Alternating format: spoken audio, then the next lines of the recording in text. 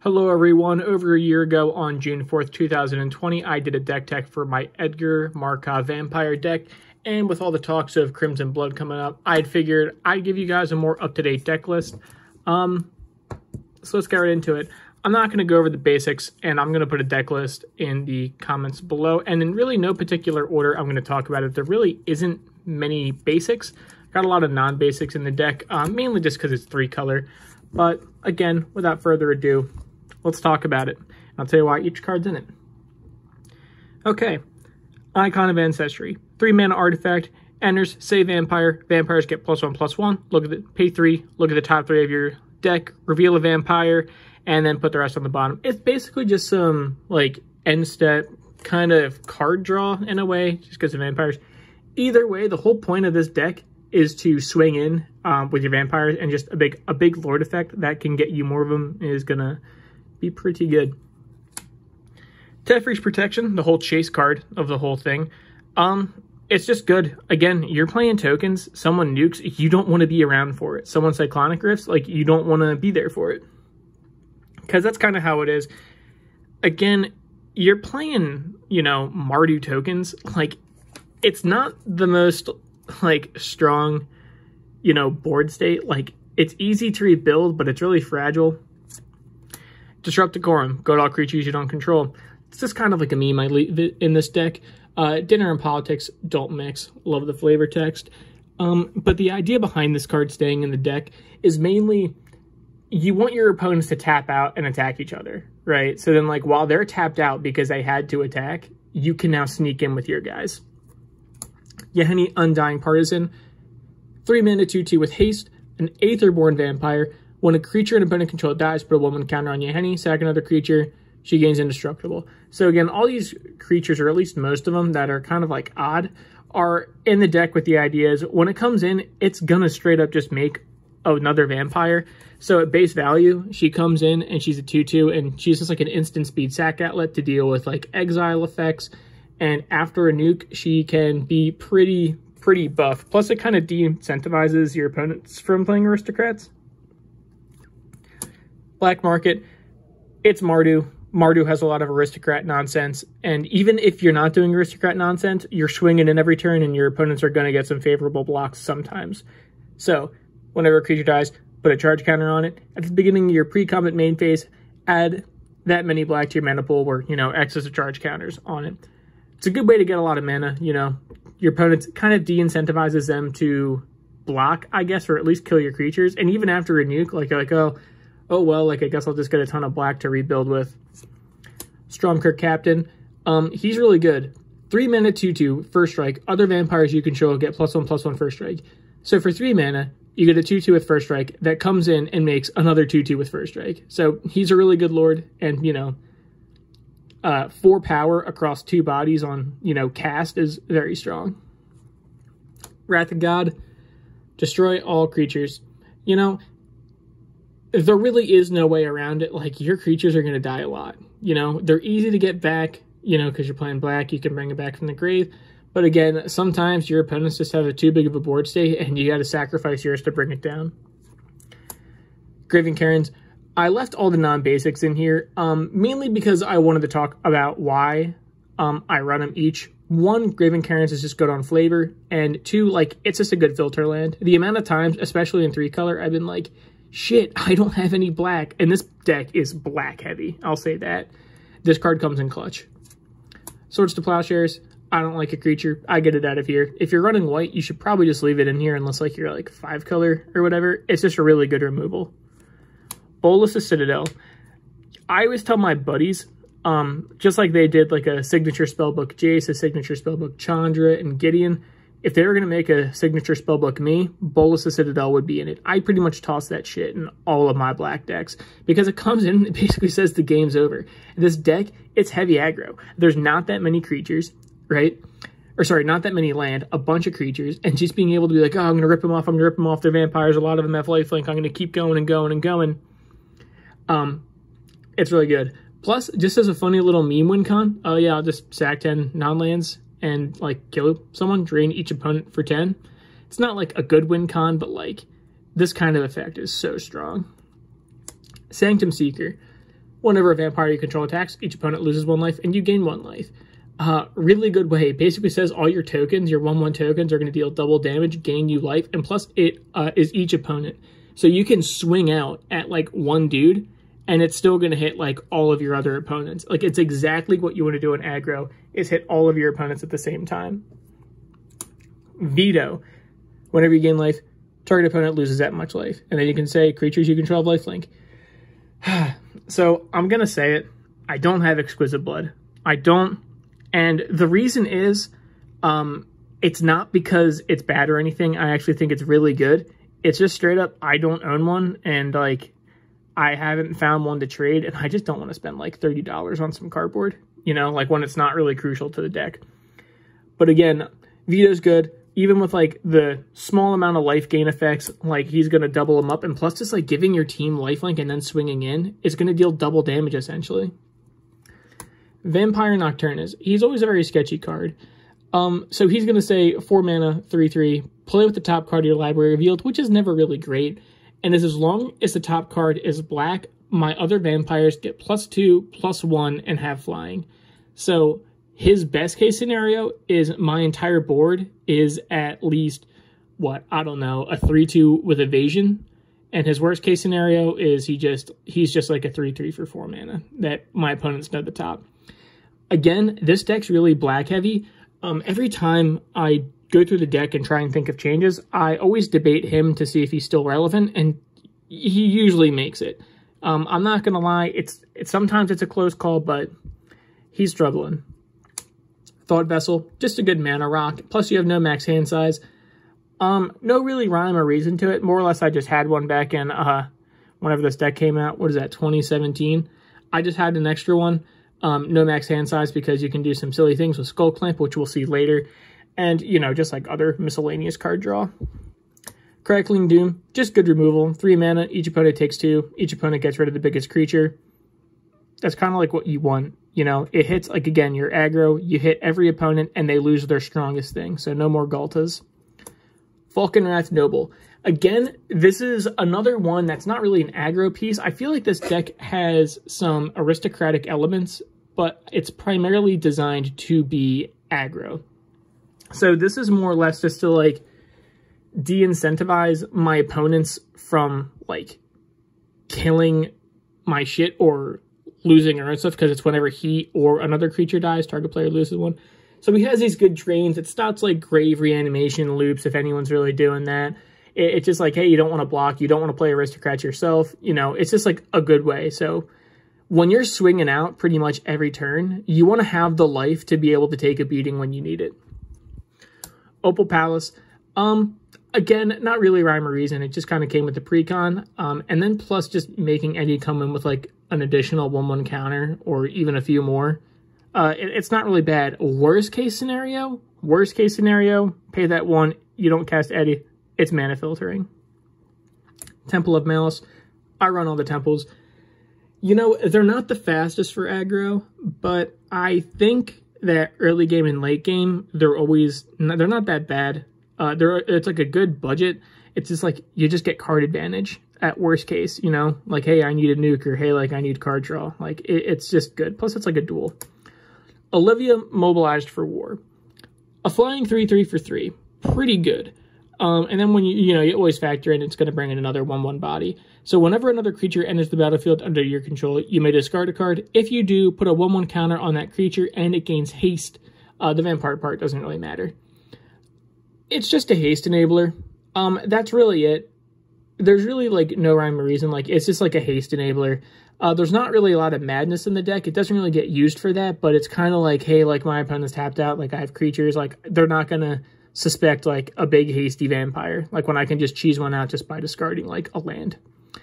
Rakdos Carnarium. This deck's budget. You know, there are going to be some pricey cards in it, but it's more or less just because I had them before, and then they became pricey. Rakdos Carnarium, it's fine. It's a bounce land. No one really plays, like, heavy land destruction, and most people really don't care to blow up these, albeit it's a little slow. Typically the way I use them is I'll do whatever I'm doing, right? And I'll be like, all right, I'm just going to return a bounced land, and it'll just be like my land for turn. That's really it. Bloodline Necromancer, excellent card. 5 mana, 3/2 lifelink. When it enters the battlefield, you may return target vampire or wizard from your graveyard to the battlefield. It's just a hard reanimator that comes in with a 3/2 lifelinker and a 1/1 body. That's really it. You know, most reanimation spells are going to cost like 5 mana, like, well, at least like the shitty ones, like, I don't know, not Animate Dead or Reanimate or Necromancy, but like, I guess, well, they're more or less commons, but you kind of get what I'm saying. Like, you're getting reanimation with a decent body. Blade of the Bloodchief. When a creature dies, put a 1/1 counter on this creature. If this creature is a vampire, which it is, put 2 1/1 counters.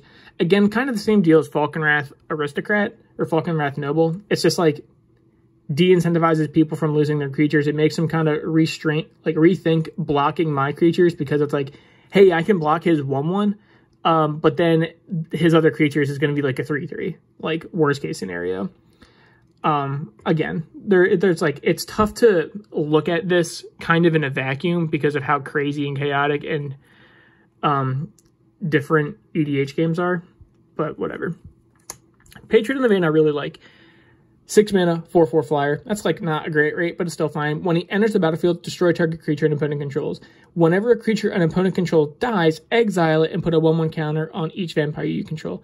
So, you know, he's on a great rate originally, but then he's like, ultimately, worst a 6 mana flying, you know, 5/5, I guess, that also buffs your entire team. And it's also whenever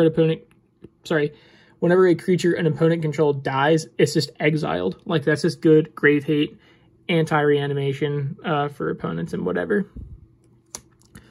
Cordial Vampire. Literally kind of the same exact thing as the bottom effect. Whenever he or another creature dies, put a 1/1 counter on each vampire. It just hits all your vampires. And again, like, you're busting out tokens. Like, he makes your board fast real quick.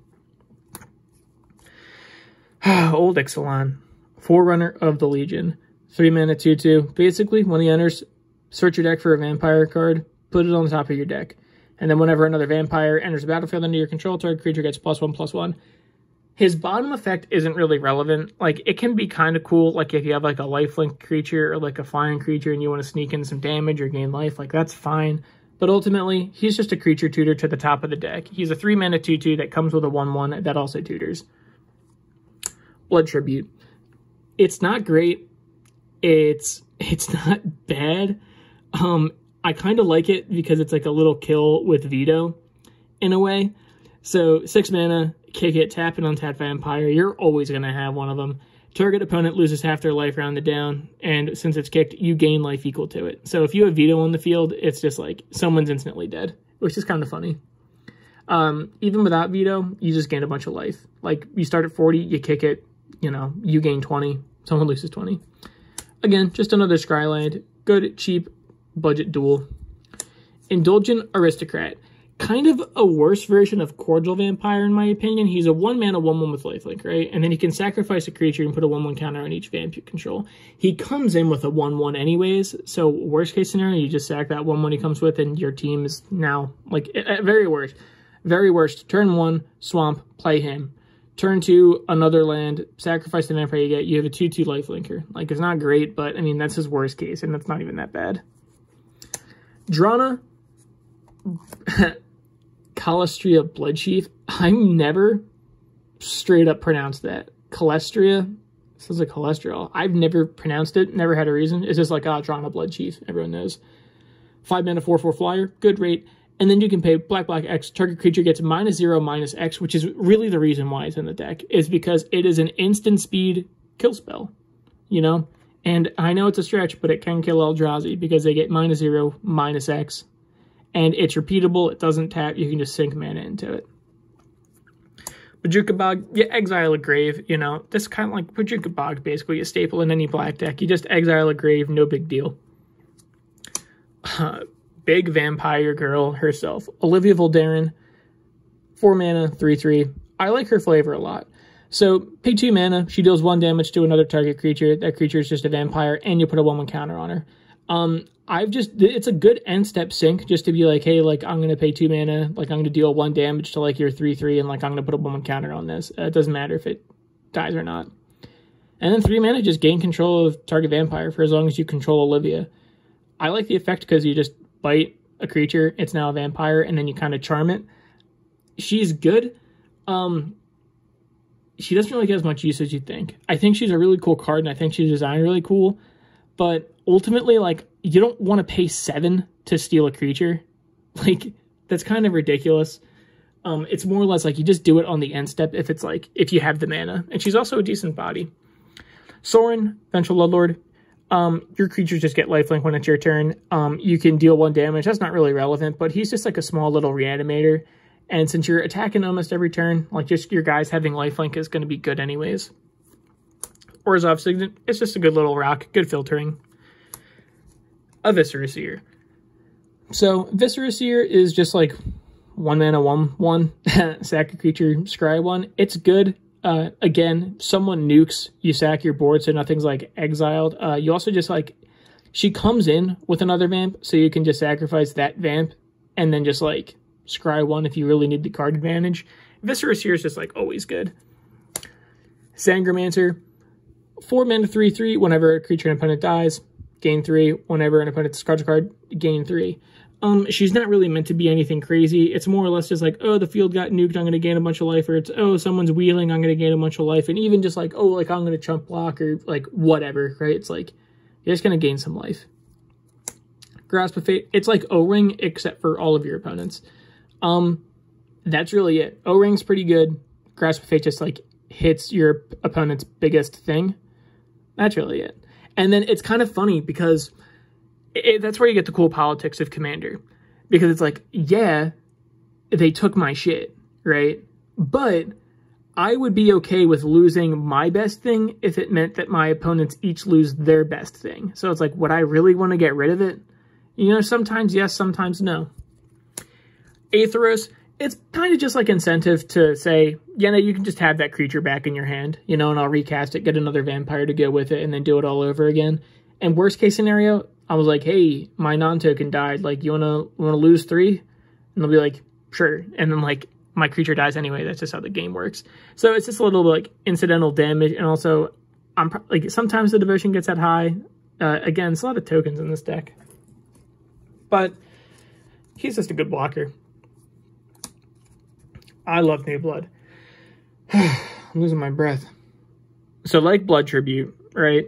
4 mana as an additional cost. Tap an untapped vampire. You're always going to have it. Gain control of target creature. Change the text of that creature by replacing all instances of one creature type with vampire. The cool thing about this card, and the reason I keep it in, is because if you're playing someone who is playing tribal, anything, right? You now get an insanely good creature right off the bat. Even like, all right, let's like Morathon. Sure, why not? It's like, oh, your vampires get +1/+1 and your vampires cost like Wooburg less, right? Like you don't have to pay their colors.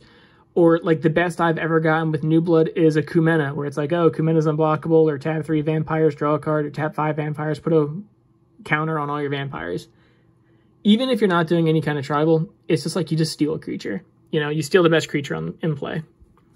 Godless Shrine, it's just a shock land. In Mardu, there really isn't like any creature theft, you know? Or not creature theft, I'm still thinking of New Blood. There isn't like a ton of ramp, right? So it's like just having access to duels is pretty important. And you're not like fetching it either. Ruinous Ultimatum, it's just a good nuke. Like, yeah, it's 7 mana, but like you destroy all non-land permanents your opponents control. That's like, I'd honestly say comparable to Sightgrift, you know? Like Sightgrift is obviously better and it's easier to cast and you can do it at instant speed, but it's like, I'd rather destroy than bounce. Malakir Bloodwitch. I like Malakir Bloodwitch. 5 mana, 4/4, protection from white and a flyer. When she enters the battlefield, each opponent loses life equal to the number of vampires you control, and you gain life. I kind of like her because she has like a little funny interaction with Edgar. So she does this ability on ETB, but Edgar, you make a vampire on cast. So the cast vampire enters first. So at the very worst, you're like, all right, I'll play this 5/5, do the cast. You know, you have 2 vampires now, including her and the token you just made. Like each opponent loses 2 and you gain 2. Or you gain 6, rather. It's just good. And plus it's pro white, good blocker. Temple of Triumph, just Scryland. Vona, Butcher of Malakir. So she also is like a cool, if you guys aren't familiar how to use Vona, 5 mana, 4/4. Vigilance, lifelink, pay 7 life, destroy target non-land permanent, activate this ability only during your turn. So it's really important that she has the pay 7 life and vigilance. So the way it works is you go to attack, you declare Vona as an attacker, and then in response to declare blockers, right, you tap her because she didn't tap when you attacked, you pay 7 life, right? The attack is still going through though, so you're going to gain that 4 back anyway, so you're really paying 3 life. Destroy target non-land permanent, activate this ability only once during your turn. So yeah, 7 life seems rough, but you're really gaining it back. And again, Vigilance, lifelink, it's just destroy target non-land permanent. At the very worst, you could be like, haha, like, I'm going to kill your blocker. And like, you can't block this now. Or like, again, it doesn't matter. But again, it's just good non-land destruction. Door of Destinies, it enters, you say vampire. Whenever you cast a vampire, put a charge counters. Vampires get +1/+1 for each charge counter on it. It's good. It's tough to work out because usually by turn 4 you want to do something else, but it's a good setup card. And like if it does pop off, it really pops off. Dark Impostor. If you guys have noticed, the theme of this deck is that I like to keep the creatures in this deck utility. So again, 3 mana, 2/2, whatever. That's an okay rate because you're making a 1/1 with it. 6 mana, instant speed, exile target creature, and you put a 1/1 counter on him, and he has all the activated abilities of the creature exiled that way. Ah, fuck, I just kicked something under my desk. It's a Funimation Tokyo treat box. That's what it was. Doesn't matter, not the point. Yeah, 6 mana, instant speed, exile a creature and put a 1/1 counter on him. That's really not a bad rate. And plus, like, again, like, if it's like a good creature, it's like, whoo, you get the activated abilities. Probably one of the best vampires in the deck. Captivating Vampire. 3 mana, 2/2, other vampires you control get +1/+1. Tap 5 untapped vampires, gain control of target creature. So again, all your vampires are coming in with a buddy, right? So it's like you cast 3 vampires, including him, and you already have a creature to steal +1 extra that's untapped, and plus he's a lord. Really good card. Anointed Procession. Again, Edgar makes tokens. I double up tokens. Stesdy Masquerades is kind of like a fun little meme. Attacking creatures you control gain first strike, so kind of dissuades your opponent from blocking because their creature's just going to die anyways. And then whenever a vampire you control deals combat damage, put a 1/1 counter on it. The madness isn't really relevant. This deck doesn't have like a ton of discarding. Like even what we passed so far, Olivia Mobilized for War is probably the only card that cares about that so far. But again, the madness isn't really super relevant.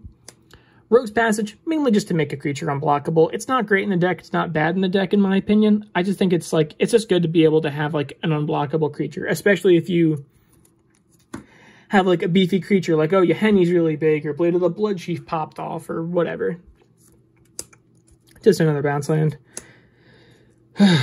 Temple of the False God. Some people don't like it. I kind of like it just for like I like it for budget decks, and I like it for monocolored decks. It's kind of in 3-color, but I think it's good enough. Like obviously Ancient Tomb is going to be better, but for the budget and just being like some quick ramp, Temple of Vaasgoth's fine. Eldrazi Monument. Creatures you control get +1/+1, flying and indestructible. Again, that's really good when you're attacking every turn. At the beginning of your upkeep, sacrifice a creature. If you can't, sack Eldrazi Monument. See, that really doesn't matter because like you're just probably going to sack like some token you made with Eddy anyways. And like you're just going to be beating in constantly. Phyrexian Arena, beginning your upkeep, draw a card, lose an extra life. It's just card draw, basically. It's just like draw an extra card on your turn. Just a bounce land. Bloodlord of Vaasgoth. I don't really care for him, to be honest. At the worst case, he's a 5-mana 3/3 with flying.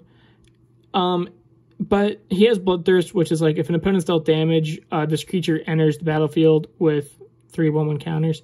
He's kind of annoying, mainly because he's really like not worth it. Like his best case is he's a 5-mana flying 6/6, and like I guess if he goes unchecked, he can get really cool because he can make all your vampires. But then again, like you have to cast shit after the fact. Like you have to cast things like after, you know, after combat, which is kind of like, hey, I want to do my shit before combat and get all these extra bonuses like Door of Destinies or whatever. Ghost Quarter, it's just a budget strip mine. Path of Ancestry came out with this set. It's a scry one when you like when you tap it, scry one, comes in taps for any color. It's fine. Drana, Liberator of Malakir. So she's kind of funny if you don't know how she works. So a 3-mana flying first strike 2/3. Whenever Drana, Liberator of Malakir deals combat damage to a player, put a 1/1 counter on each attacking creature you control. So since she has first strike, she's dealing that damage first, right? So basically you put a 1/1 counter on all your other attacking creatures, and then they're all going to deal damage with a 1/1 counter on them. So it's just like a little buff. Mavern Fane, Dusk Apostle. Whenever one or more non-token vamps attack, create a 1/1 vamp with lifelink. He's fine. You know, he's just a good way to poop out little tokens. Rakdos Signet, just a Signet. Elenda, the Dusk Rose. 4-mana, lifelink 1/1. She kind of has the same premise of Yahenni. So whenever she dies, or whenever another creature dies, put a 1/1 counter on her. When Elenda dies, make X 1/1 white vamps with lifelink, where X is her power. Base value, worst case scenario, 4 mana, a 1/1 with lifelink. She dies immediately. You just make another 1/1 with lifelink to replace her. Best case scenario is she gets really big, and then you start attacking with a massive lifelinker, and even if she dies, doesn't matter because you're going to basically replace your whole field. To honestly be arguably better with the amount of like Lord effects. Merciless Eviction, if you have seen my previous videos, Merciless Eviction is, in my opinion, is the best nuke in all of Magic. 6 mana, it's steep, sure. But again, you exile all artifacts, all creatures, all enchantments, or all planeswalkers, right? It's kind of like, what's bothering me right now? Let me deal with it. Lightning Greaves, it's just to like protect lords pretty much. Captivating Vampire is one you want to protect. Again, like, what? Elenda is one you want to protect. And it's also just give them haste. It's always good. Twilight Profit. Twilight Profit is good and bad at the same time. Twilight Profit is mediocre for a little bit. 4 mana, flying 2/4, right? Doesn't do anything unless you ascend. If you do ascend, though, you basically reveal the top card of your deck before you draw on your upkeep, and then each opponent loses life, and then you gain that much life, right? Where X is that card's mana cost. At the very worst, it just draws you an extra card every turn. Like, oh, like worst case scenario, it's like, oh, there was a swamp on top of my deck. Like, I guess I'll just have an extra swamp and I'll get my land drop. Like your best case scenario is like, oh yeah, I'll hit like a Merciless Eviction. Everyone lose 6, I'll gain 6. Like, it's just like good. Soul Ring. Dragonskull Summit. I actually got this at the pre-release. I pulled this. It was my promo. I did really good in that pre-release anyway. I came in second. It's pretty good. What a weird flex. Oh yeah, I came in second place. That's doesn't matter. This is good. Checklands are good. Phyrexian Reclamation is basically just a way to get my creatures that have died back from the grave to my hand to redo it again. Like, yeah, 2 mana, 2 life, no big deal, but there's a good amount of life gain in this deck. Anowon, the Ruin Sage. He's really cool in theory, but in play, he just kind of dies. Like, he just, like, eats a removal spell. But at the beginning of your upkeep, each player sacrifices a non-vampire creature. We really don't have any. And if we do, it's like, I don't know, a token makes it. It's like you make like a zombie or like whatever. Blind Obedience, again, you want to attack every turn. The one thing you want your opponents to not do is block. And if their creatures and artifacts are entering tapped, that's going to help. Plus, Extort's like a funny little meme if you really have nothing else to do. Command Tower. Savai Triumph, it's just like better Nomad Outpost. Nomad Outpost is also in this deck.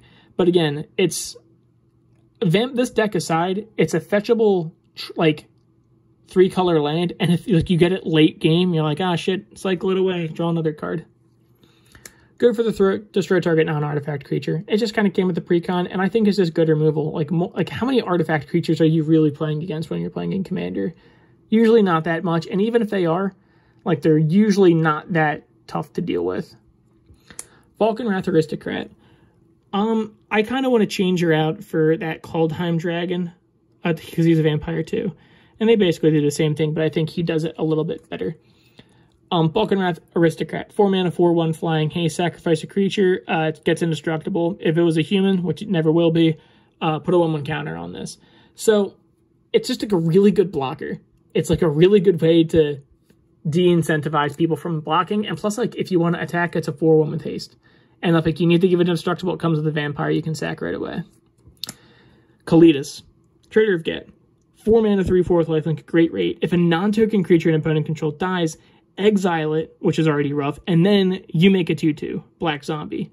Like, that's really, really good. And then you can pay 3, sacrifice another vamp or zombie, which you just could because he comes with a vamp at the very worst, and he makes zombies from creature size. Put 2 1/1 counters on him. This guy's a unit. He's an absolute beast. Mortify, just pop a creature enchantment. It's just easy, cheap removal. Champion of Dusk. When he enters the battlefield, draw X cards, and you lose X life, where X is the number of vampires. Just like Malakir Blood Witch, kind of same thing. At the very worst, you get a vampire on the cast on him. 5 mana for a 4/4 and a 1/1 to draw 2 and lose 2. Pretty good deal. That's a Signet. Sorin the Imperious Bloodlord. I really like him pretty much at any point in the game. So 3 mana, right? Target creature you control gets Death Touch and Lifelink, and since it's going to be a vampire, you put a 1/1 counter on it. That's already pretty good, right? Like, I could see, like, a sorcery spell that says, like, target creature gains Death Touch and Lifelink, put a 1/1 counter on it. Like, that's pretty reasonable. Or you can Lightning Helix when you sacrifice a vampire, or at the very worst, just choose a big vampire into play. Like, that's usually the go-to. He's like, oh, well, I'll play him, -3 him. Here's, like, a 4 mana, 5 mana vampire. Like, whatever. You don't get the cast, but I mean, still, you could choose one into play. And Garrick's Wake is costly. It's a 9 mana sorcery, but usually by the time you're getting it, it's late game, and you're probably going to win the game when you cast it. And if it resolves, like, your opponent's late game, now have no more creatures, and you can just start swinging in. Legion's Landing comes in, makes a 1/1. When you attack with it, transform it, and what do you get? You basically just get a kind of a plains that you can pay pay 2 to make a 1/1 with lifelink. It's just like a land that starts pumping things out. Again, it's one of those things where it's like, oh, on the end step, I'll just do it. Blood Baron of Vizkopa, 5 mana, 4/4, lifelink, pro black and white. You know, there's not like a ton of stuff that like targets that's colored in this deck anyways, so that doesn't really matter. As long as you have 30 or more life and an opponent has 10 or less life, it gets +6/+6 in flying. That's cool, but it's not really relevant. It's more or less, this is just like a 5 mana lifelink pro white and black. So it's a great blocker, it's a great attacker, and it gains you a lot of life. And it just has this added bonus on the end of it. Bloodline Keeper. 4 mana, 3/3, flying. Tap it, just make a 2/2 vamp with flying. You can pay 1, a black, like basically pay a swamp. If you have 5 vamps, transform it. What do you get? Your vampires get +2/+2, and then you can still make vampires. So it's like tap them, make a 4/4 with flying. That's pretty good. And you just do it like on end steps. Why can't I put this in? You do it on end steps, you know, or whatever. It doesn't really matter. Skull Clamp, you're making 1/1s. With Edgar, you can just pay 1, kill it, draw 2 cards. That's usually better than just having like a plain vanilla 1/1 anyways. Savai Crystal, it's just a mana rock. You know, it's pretty much interchangeable with Commander Sphere, I think. But this one just has cycling, whereas it's a little bit easier, I think. Because, I don't know, Commander Sphere and this have, like, in 3 colors are kind of tough. Because, like, I could pay 3 mana, right? Like I could pay 3 mana sorcery speed and then make a rock, tap it, and then sack it, draw a card, and I still have 1 mana left over to do whatever, right? So it's really, like, 2 mana to do that. But this is like, I can just do this at like instant speed. Like I can just pitch this on someone else's turn. Gruul Draz Assassin. So he's not that great, but the idea of him is really cool. Because you're like, oh, I got nothing else to do. I'll level him up. I'll start giving creatures -2/-2. Or level him up. I'll start giving creatures -4/-4. And giving a creature -4/-4 is probably going to kill it. And if it doesn't kill it, if it doesn't kill like their big threats, it's at least going to get rid of like their utility creatures. Like their lords or whatever. Worn Power Stone. It's not great. It's not bad. It's 3 mana. Comes in tapped. Just get 2 colorless. That's really it. Nomad Outpost. It's just not really as good if I try them. Butcher of Malakir is a tough include for me in this deck. And I always debate cutting it whenever I make any kind of deck change. So he's a 7 mana flying 5/4. Which isn't that great of a rate. But whenever he or another creature you control dies, each opponent sacrifices a creature. So he follows that line of logic where it's like, well, do they really want to like kill off my 1/1 and they'll lose their creature anyway? Or are they just going to take like a damage or 2 damage? Like, what's better, taking 2 or like losing their own creature? Again, it's like a pseudo way, in my opinion, to make your creatures unblockable. Last card, Westvale Abbey. Pay 1, or sorry, you tap it, get a colorless, pay 5, pay a life, make a 1/1 human cleric. I guess that's like another one. I guess that's like the only way to trigger Falconwrath or not Aristocrat, Noble, the 4/1 with haste and flying. That's the only way to make a human in this deck, I guess. Again, it doesn't really matter about that effect. It's good to just like, 5 mana, I'll cheese out, whatever. Pay 5, sack 5 creatures, transform it. You know, you're probably just going to sacrifice vampire tokens. And when you transform it, you get big, scary Ormendal. That's how you pronounce it. Ormendal. Flying, lifelink, indestructible, and haste. Like, who wants to deal with that? Your worst case scenario, right? Your worst case scenario, he gets pathed, and you get a land, whatever replaces the land you lost, and you lose 5 creatures, which sucks. Or, like, you gain 9, but realistically, you're like, oh, I'll attack you, and I'll hit you for 9, and I'll gain 9. But that is my current list for Edgar Markov.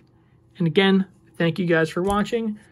I am going to try recently, or I guess soon, to redo all of my old decks that I uploaded, because they have changed over time. Not super drastically, but I guess enough to the point where it would warrant like a new video, because again, it has been like a year, which I think is fine. So again, thank you guys for watching. Please remember to subscribe and like the video, comment. I'll always respond to it. And let me know what you guys want to see in future videos. Thank you again, and I'll see you next time.